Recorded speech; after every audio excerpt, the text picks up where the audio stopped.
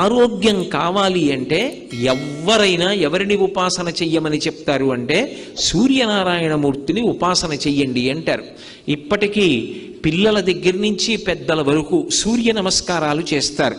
ఆ సూర్య నమస్కారాల్లో కేవలం 10 విధములైనటువంటి భంగిమలతో చేసే నమస్కారాలు ఉన్నాయి. అవి తేలికగా చెయ్యడానికి వీలుగా ఉంటాయి. ఆ సూర్య నమస్కారం చెయ్యడం కేవలము శరీరమునకు ఆరోగ్యం ఇవ్వడానికి ఒక్కదానికే కాదు, ఆ సమయంలో సూర్య బింబాన్ని ఉపాసన చేస్తారు మనసుతో.